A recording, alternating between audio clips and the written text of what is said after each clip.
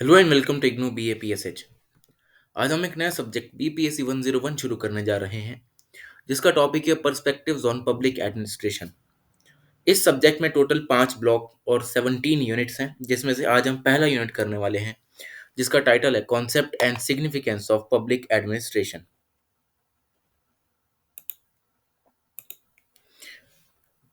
तो आज देखते हैं कि इस यूनिट में हमें क्या क्या टॉपिक्स पढ़ने हैं। तो सबसे पहले हम देखेंगे कि इसका इंट्रोडक्शन क्या है, पब्लिक एडमिनिस्ट्रेशन का मीनिंग क्या है, इसका नेचर कैसा है, इसमें स्कोप क्या क्या है, और कुछ रिलेशनशिप्स देखेंगे पब्लिक और प्राइवेट एडमिनिस्ट्रेशन के बीच में, और लास्ट में पब्लिक एडमिनिस्ट्रेशन की क्या सिग्निफिकेंस है, मतलब क्या इंपॉर्टेंस है हमारी लाइफ में। तो इंट्रोडक्शन की अगर मैं बात करूं तो पब्लिक एडमिनिस्ट्रेशन एक वाइटल टूल है गवर्नमेंट को अच्छे से रन करने के लिए। पब्लिक एडमिनिस्ट्रेशन में हम गवर्नमेंट के फंक्शंस को देखते हैं कि कैसे गवर्नमेंट अपनी पॉलिसीज को इम्प्लीमेंट करने के लिए क्या क्या एक्शंस लेती है। इसमें मेनली मशीनरी और प्रोसीजर्स देखे जाते हैं गवर्नमेंट के। ठीक है, इसीलिए इसको गवर्नमेंट का एक्शन पार्ट भी कहा जाता है। अब पब्लिक एडमिनिस्ट्रेशन का मतलब हो गया कि मैनेजमेंट। ठीक है, अफेयर्स का मैनेजमेंट, नेशनल अफेयर्स का मैनेजमेंट।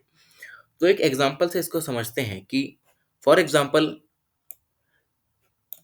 एक स्टेट में एक लॉ पास हुआ कि हमें यहाँ पर रोड बनानी है, एक हाईवे बनाना है जो कि फॉर एग्जांपल नेशनल कैपिटल को उस स्टेट से जोड़ेगा। ठीक है, पार्लियामेंट में लॉ बना, अब रोड बननी चालू हो गई।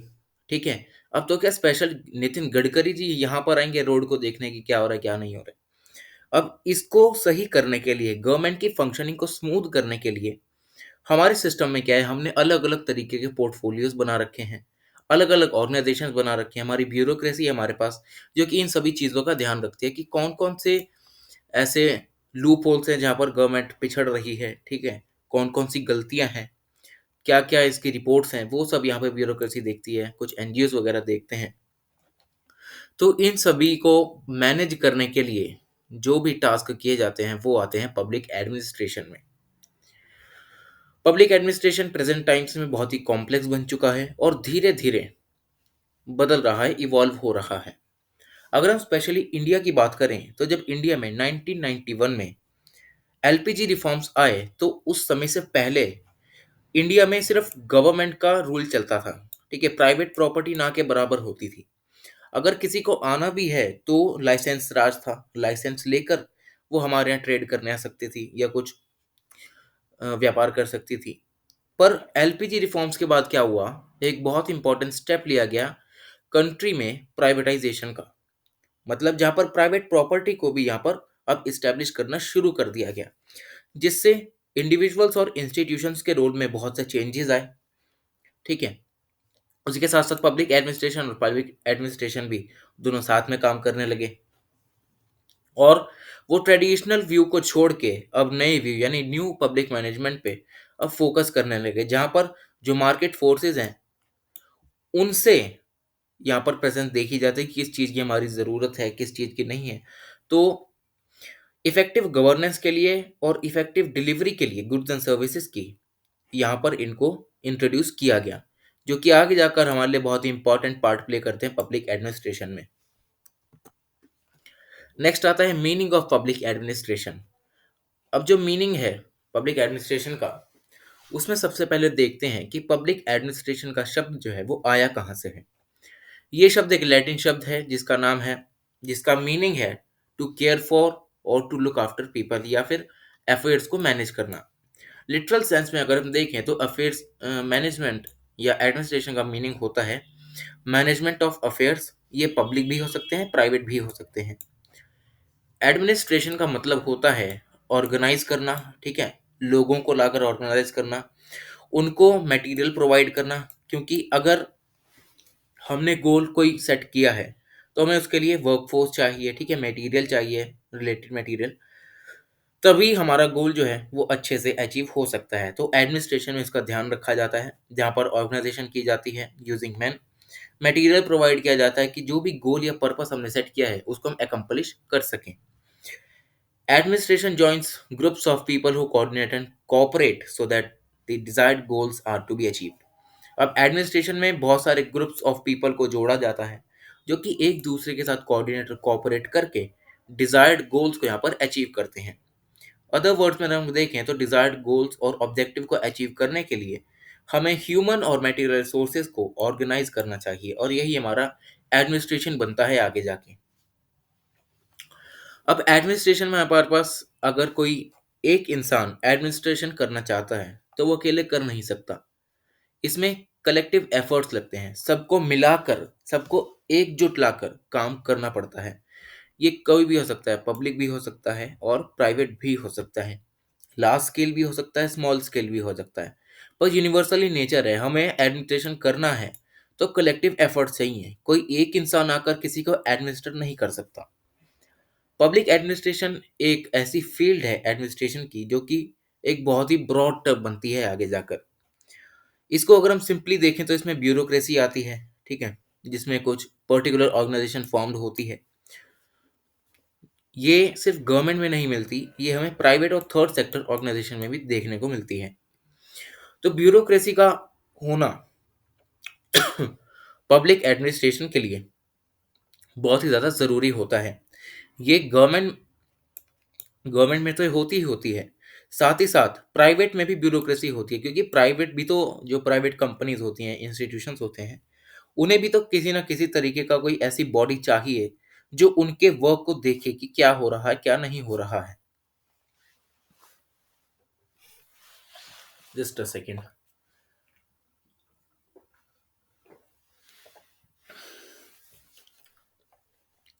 तो public administration as a discipline अगर हम देखें तो एक कंसर्न रहता है ऑर्गेनाइजेशन और फॉर्मुलेशन पे, पब्लिक पॉलिसीज की अच्छे से इम्प्लीमेंटेशन पे, और साथ ही साथ इसका एम होता है कि लोगों का हमें वेलफेयर करना है।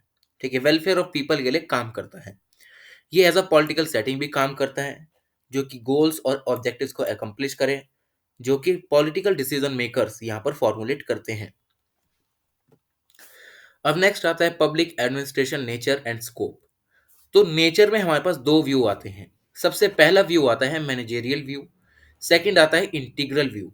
अब मैनेजेरियल व्यू, इसमें होता क्या है कि सिर्फ टॉप अथॉरिटीज या टॉप पर्संस को यहाँ पर कंसिडर किया जाता है कि टॉप पर्संस, इन्होंने जो भी डिसीजन बना दिया वो सब पे बाइंडिंग होगा, सबको फॉलो करना ही पड़ेगा। ठीक है, हर्बर्ट साइमन और लोथर गुलिक इसके कुछ सपोर्टर्स हैं, और एडमिनिस्ट्रेशन के अकॉर्डिंग इस व्यू में ये है कि हर स्फेयर ऑफ, ठीक है, इंस्टीट्यूशन में, एक्टिविटीज में मैनेजर की ही सुनी जाएगी। ठीक है, टॉप पर्सन की ही सुनी जाएगी। ठीक है, यहाँ पर टॉप टू बॉटम अप्रोच का फॉलो किया जाता है। नेक्स्ट आता है इंटीग्रल व्यू। अब इस व्यू के अकॉर्डिंग पब्लिक एडमिनिस्ट्रेशन में सभी तरीके की एक्टिविटीज आ जाती हैं जो कि एक गिवन ऑब्जेक्टिव को अकम्प्लिश करें। इंटीग्रल का अगर हम हिंदी मीनिंग निकालें तो इसका मतलब होता है अभिन्न। अभिन्न का मतलब जो किसी से कभी अलग ना हो सके। तो इसीलिए इस व्यू में किसी को भी छोड़ा नहीं जाता, अलग नहीं किया जाता, सबको एक साथ लाकर एडमिनिस्ट्रेशन को किया जाता है। इस व्यू के अकॉर्डिंग सारे तरीके के लोग, टॉप से बॉटम तक के लोग यहाँ पर काम करते हैं मिलजुल कर। और एल डी वाइट और मार्शल ई डिमॉक यहाँ पर कुछ इसके सब्सक्राइबर्स हैं।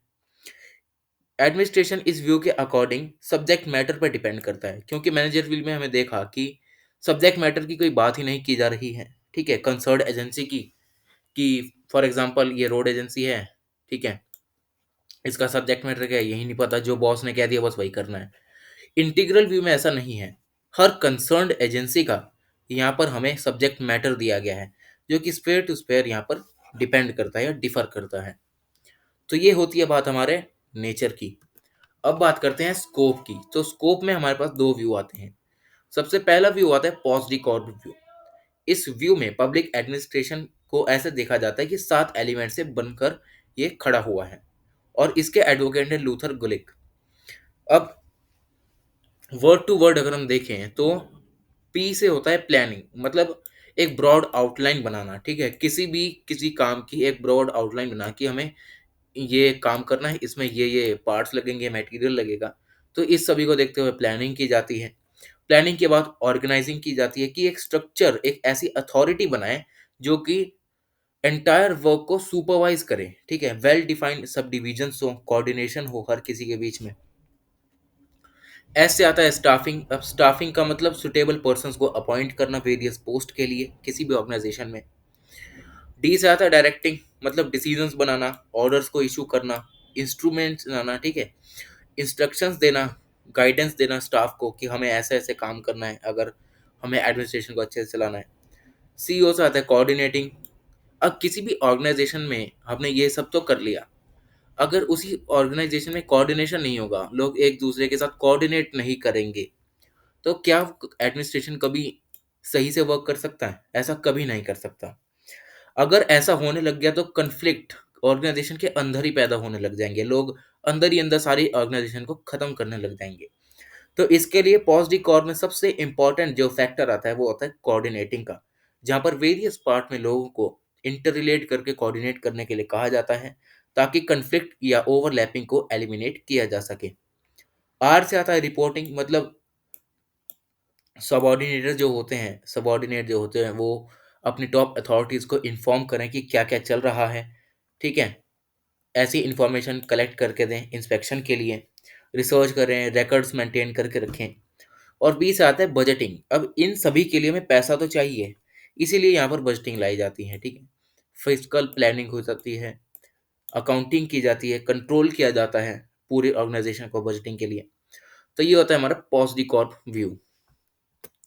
सेकंड आता है सब्जेक्ट मैटर व्यू। अब ये जो व्यू है ये कहता है कि पॉजिटिव कॉर्प व्यू में बहुत सारी प्रॉब्लम्स हैं, ठीक है, इसमें सब्जेक्ट मैटर की बात नहीं की जाती, इसमें बस प्लानिंग, कोऑर्डिनेशन, ऑर्गेनाइजिंग, स्टाफिंग, इन सभी को पढ़ा जाता है, पर कोई सब्जेक्ट मैटर की बात ही नहीं करता। पॉजिटिव कॉर्प इस व्यू के अकॉर्डिंग एक टेक्निक ओरिएंटेड है कि हमें ये सब टेक्निक्स बता दी गई हैं जिनका यूज़ करके हम एडमिशन कर सकते हैं, पर हमें कोई सब्जेक्ट ओरिएंटेड स्टडी यहाँ पर देखने को नहीं मिलती। ये जो भी एसेंशियल एलिमेंट्स होते हैं पब्लिक एडमिनिस्ट्रेशन में उनको ये इग्नोर करता है, और यहाँ पर सब्जेक्ट मैटर की नॉलेज ही नहीं होती, हमें बस टेक्निक्स बता दी जाती हैं कि इन सभी टेक्निक्स का यूज़ कर लो तो एडमिनिस्ट्रेशन अच्छा चलने लगेगा। इसी रीज़न की वजह से जो सब्जेक्ट मैटर व्यू है पब्लिक एडमिनिस्ट्रेशन के स्कोप में वो राइज होता है, और ये सर्विसेज, जो भी ऑर्गेनाइजेशन किसी को सर्विस दे रही है उस पर एम्फेसिस करता है कि कैसी सर्विस दे रही है, ठीक है, कॉस्ट क्या है, क्वालिटी क्या है, कौन कौन से फंक्शंस ये परफॉर्म कर रही है एडमिनिस्ट्रेटिव एजेंसी में। और ये कुछ ऐसी प्रॉब्लम्स को भी एडवोकेट करता है जो कि एक एजेंसी में डिपेंड करती हैं, ठीक है, जैसे कि किसी ऑर्गेनाइजेशन की सर्विस बेकार है तो ये उसको बताएगा कि तुम्हारी सर्विस बेकार है, सही करो, फंक्शंस तुम्हारे सही से काम नहीं कर रहे हैं, फंक्शंस को सही से करो। ये दोनों मिला के, मतलब पॉजिटिव कॉर्प और सब्जेक्ट मैटर व्यू मिला के ही पब्लिक एडमिनिस्ट्रेशन अच्छे से चल सकता है, किसी एक को पकड़ के हम एडमिनिस्ट्रेशन नहीं कर सकते। अब देखते हैं कि रिलेशनशिप क्या है पब्लिक और प्राइवेट एडमिनिस्ट्रेशन में। तो सबसे पहले देखते हैं कि डिफरेंस क्या है भाई। पब्लिक एडमिनिस्ट्रेशन की एक बार बात करूं तो पब्लिक इन नेचर, मतलब ये लोगों के लिए काम करता है, वेलफेयर इसका एम होता है, ठीक है, इसका काम होता है पब्लिक को सर्व करना और कम्युनिटी वेलफेयर को प्रमोट करना। पब्लिक एडमिनिस्ट्रेशन लॉज के अकॉर्डिंग चलता है, क्योंकि पार्लियामेंट फॉर एग्जांपल किसी अथॉरिटी से लॉ बन के आ रहे हैं ये उसके अकॉर्डिंग चलेगा, ठीक है, एडमिनिस्ट्रेटर्स अपने हिसाब से कभी भी कुछ नहीं कर सकते। पब्लिक एडमिनिस्ट्रेशन में पॉलिटिकल डायरेक्शन की ज़रूरत पड़ती है, जो भी पॉलिसी मेकर्स होते हैं वो बताते हैं कि उन्हें कैसी पॉलिसीज़ को किस तरीके से यहाँ पर इम्प्लीमेंट करना चाहिए। पब्लिक एडमिनिस्ट्रेशन कंसिस्टेंट होता है, ठीक है, किसी भी तरीके से चेंज नहीं होता, अगर चेंज हमें करना भी है तो ये बहुत ही मुश्किल से चेंज होता है। पब्लिक एडमिनिस्ट्रेशन पब्लिक सिक्योरिटी के लिए हमेशा ओपन रहता है, मतलब लोग इसमें काम कर सकते हैं। जो एक्शंस होते हैं एडमिनिस्ट्रेटर्स के वो पब्लिक गेज में एक्सपोज किए जाते हैं, मतलब जो काम एडमिनिस्ट्रेशन कर रहे हैं वो लोगों को दिखाया जाता है कि हाँ हम ये सब काम कर रहे हैं आपके लिए। जो टेन्योर होता है एडमिनिस्ट्रेशन का पब्लिक एडमिनिस्ट्रेशन में वो प्राइवेट सेक्टर के मुकाबले ज़्यादा सिक्योर होता है, क्योंकि पब्लिक में क्या होता है हमें पेंशन भी मिलती है रिटायरमेंट के बाद। Public administration extra financial control में चलता है, मतलब इसके जो फाइनेंसिस होंगे वो लेजिस्लेचर ही कंट्रोल करेगा, कोई और अदर अथॉरिटी इसको कंट्रोल नहीं कर सकती। पब्लिक एडमिनिस्ट्रेशन ज़्यादा कॉम्प्रिहेंसिव होता है, ये अलग अलग टाइप्स के लोगों के साथ डील करता है, एनोनिमसली फंक्शन करता है, ठीक है, अपने हिसाब से फंक्शन करता है जो भी लेजिस्लेचर ने लॉ बनाए हैं। पब्लिक एडमिनिस्ट्रेशन प्राइवेट एडमिनिस्ट्रेशन से इसलिए भी डिफर करता है क्योंकि इसमें एफिशिएंसी भी देखी जाती है। ठीक है, अब आगे बढ़ते हैं प्राइवेट एडमिनिस्ट्रेशन पे। तो प्राइवेट एडमिनिस्ट्रेशन का अगर हम कंट्रास्ट देखें तो ये प्रॉफिट मोटिव पे काम करता है कि हमें बस प्रॉफिट बनाना है कैसे भी करके। यहाँ सोशल सर्विस का ध्यान नहीं रखा जाता। इसका ऑब्जेक्टिव होता है बस हमें प्रॉफिट बना दो भैया। ठीक है, जो भी सारे एफर्ट्स किए जाते हैं वो सिर्फ प्रॉफिट को मैक्सिमाइज करने के लिए किए जाते हैं। सोशल सर्विस प्रोवाइडेंस यहाँ पर नहीं की जाती। प्राइवेट एडमिनिस्ट्रेशन में जनरल लॉज होते हैं अलग अलग ऑर्गेनाइजेशंस के। ठीक है, बिजनेस को रेगुलेट करने के लिए, और इसमें फ्लेक्सिबिलिटी भी होती है। ठीक है, लोग अपने तरीके से काम कर सकते हैं। प्राइवेट में हमें देखने को नहीं मिलता। ठीक है, प्राइवेट में एडमिनिस्ट्रेशन अपनी तरफ से कुछ भी नहीं कर सकते, यहाँ पर रिजिडिटी होती है पब्लिक में, पर प्राइवेट में ऐसा नहीं होता। प्राइवेट में फ्लेक्सिबिलिटी होती है। ठीक है, पब्लिक एडमिनिस्ट्रेशन में कोई भी पॉलिटिकल डायरेक्शन नहीं होती क्योंकि इनके लॉज ये खुद ही बनाते हैं। ठीक है, कोई लेजिस्लेचर बिठा नहीं रखा इन्होंने लॉज बनाने के लिए। हाँ, अगर कोई इमरजेंसी सिचुएशन आ जाए तब ये पॉलिटिकल डायरेक्शन ले सकते हैं। प्राइवेट एडमिनिस्ट्रेशन में डिस्क्रिमिनेशन को फ्रीली प्रैक्टिस किया जाता है। ठीक है, इसमें कंपटीशन भी ज़्यादा होता है। पब्लिक में किसी भी तरीके का कोई कंपटीशन नहीं होता। पब्लिक में हम देखते हैं कि गवर्नमेंट ही सारा कुछ जो भी मैकेनिज्म है वो कंट्रोल करती है।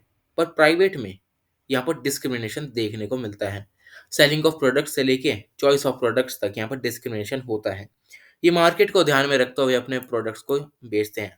अगर डिमांड ज़्यादा होगी तो जो उसका प्राइस है वो उसके हिसाब से रखेंगे। ठीक है, पब्लिक गेज का प्राइवेट एडमिनिस्ट्रेशन में कोई रोल नहीं होता। ठीक है, यहाँ पर या चाहे वो मीडिया हो, चाहे वो कोई वेबसाइट हो, न्यूज़पेपर हो, पब्लिकली प्राइवेट एडमिनिस्ट्रेशन या प्राइवेट जो कंपनियां होती हैं वो कुछ भी पब्लिश नहीं करती हैं। ठीक है, मोनोपोलिज्म प्राइवेट सेक्टर में मिसिंग रहता है। ठीक है, क्योंकि दूसरी भी ऑर्गेनाइजेशंस होती है जिनके साथ इन्हें कॉम्पिटिट करना होता है एक ही सिंगल कमोडिटी और प्रोडक्ट को लेके। प्राइवेट एडमिनिस्ट्रेशन का अगर हम देखें तो ये एक्सटर्नल फाइनेंशियल कंट्रोल पर चलता है। मतलब ये अपने फाइनेंसिस को खुद ही मैनेज करता है जैसा इसे सही लगे। प्राइवेट एडमिनिस्ट्रेशन में जो फंक्शंस होते हैं वो सुपीरियर देखे जाते हैं पब्लिक एडमिनिस्ट्रेशन के, क्योंकि इनका मोटिव ही यही होता है हमें प्रॉफिट बनाना है। अब प्रॉफिट बनाने के लिए कंफर्ट ज़्यादा देखेंगे। ठीक है, लोगों को क्या क्या पसंद आता है किसी एक चीज़ में वो देखेंगे। ठीक है, तो ये होल हार्टेडली बिजनेस और वर्क पे डिपेंड रहते हैं, पर प्राइवेट एडमिनिस्ट्रेशन सिर्फ सोशल सर्विस पे ही ध्यान देता है। अब कुछ सिमिलैरिटीज देखते हैं। तो चाहे पब्लिक एडमिनिस्ट्रेशन हो या प्राइवेट एडमिनिस्ट्रेशन हो, मैनेजेरियल स्किल्स दोनों में ही इंपॉर्टेंट है। दोनों में हमें प्लानिंग करनी पड़ती है, ऑर्गेनाइजिंग करनी पड़ती है, कोऑर्डिनेशन तो चाहिए ही। ठीक है, और उसके बाद हायरार्की के बेसिस पे यहाँ पर ऑर्गेनाइज रहती हैं। ठीक है, पब्लिक में भी कोई गवर्नमेंट होगी, उसके नीचे कोई लॉ बनेगा। ठीक है, उसके बाद वो इम्प्लीमेंट होना शुरू होगा, तो हायरार्की रहती है। प्राइवेट में भी टॉप अथॉरिटी है, बॉस है, मैनेजर है, उसके नीचे एम्प्लॉयज़ हैं, उसके नीचे कुछ और लोग काम करते हैं। ये भी एक तरीके की हायरार्की हो गई। अकाउंटिंग में इनकी यूनिफॉर्मिटी बनी रहती है, ऑफिस मैनेजमेंट का काम ये करते हैं। ठीक है, और दोनों ही एक दूसरे के प्रैक्टिसेस और स्टैंडर्ड से इन्फ्लुएंस रहते हैं। अगर पब्लिक एडमिनिस्ट्रेशन की जो सर्विसेज हैं वो अच्छी हैं तो वो अच्छा काम करेगा, बुरी हैं तो कोई उसे लेना भी पसंद नहीं करेगा। यही फंडा हमारा प्राइवेट के साथ चलता है। अगर कोई प्राइवेट कंपनी अपनी प्रैक्टिसेस को सही रखेगी, अच्छा रखेगी, तो लोग उसे चाहेंगे। अपने स्टैंडर्ड को मेंटेन रखेगी तो लोगों में एक ट्रस्ट बना रहेगा। पर वहीं अगर इन दोनों की सर्विसेज खराब हो गई, स्टैंडर्ड गिर गए, तो लोगों का विश्वास उठ जाएगा। ये दोनों ही अपनी ऑर्गेनाइजेशन, पर्सनल और फाइनेंस के साथ कंसर्न रहती हैं। ठीक है, ये कुछ सिमिलैरिटीज हैं। और अब देखते हैं सिग्निफिकेंस क्या है पब्लिक एडमिनिस्ट्रेशन का हमारी लाइफ में। तो पब्लिक एडमिनिस्ट्रेशन मॉडर्न सोसाइटी में एक एसेंशियल सेगमेंट बन चुका है, जिसे आज हम एडमिनिस्ट्रेटिव स्टेट कहते हैं। किसी भी तरीके की कोई गवर्नमेंट हो, ठीक है, एडमिनिस्ट्रेशन वहां पर होता ही है। इसका मतलब हर एक इंडिविजुअल, ठीक है, एडमिनिस्ट्रेटिव एजेंसी से, स्टेट एजेंसी से कंट्रोल किया जाता है फ्रॉम वोम टू टूम। मतलब बर्थ से लेकर डेथ तक उसके साथ एडमिनिस्ट्रेशन होता रहता है, उसके साथ चलता रहता है। ये सिर्फ पब्लिक ऑर्डर, सोशल सिक्योरिटी और वेलफेयर के लिए ज़रूरी नहीं होता, बल्कि इकोनॉमिक इंफ्रास्ट्रक्चर के लिए भी बहुत ज़्यादा ज़रूरी होता है, ताकि जो डिलीवरी ऑफ गुड्स है वो हमें अच्छे से कर सकें। ठीक है, उसके साथ सिटीजन्स को इक्वली ट्रीट कर सकें। पब्लिक एडमिनिस्ट्रेशन इंपॉर्टेंट होता है डेवलपिंग कंट्रीज के लिए, ठीक है। और साथ ही साथ इसको as a instrument of change भी देखा जाता है, जैसे कि इंडिया में पब्लिक एडमिनिस्ट्रेशन जो है वो अलग अलग वेरियस प्रोग्राम्स में इम्प्लीमेंट किया जाता है, जैसे कि community development programme, poverty eradication, employment guarantee schemes, housing. तो इन सभी में पब्लिक एडमिनिस्ट्रेशन का बहुत ही अच्छा रोल रहता है, और ये as a instrument of national integration का भी काम करता है, जहाँ पर सारे लोग एक साथ मिलकर काम करते हैं दूसरों की भलाई के लिए, और इसी वजह से इसे हार्ट ऑफ द डेवलपमेंट भी कहा जाता है। तो ये खत्म होता है हमारा यूनिट नंबर 1 बीपीएससी 101 का। Thank you so much.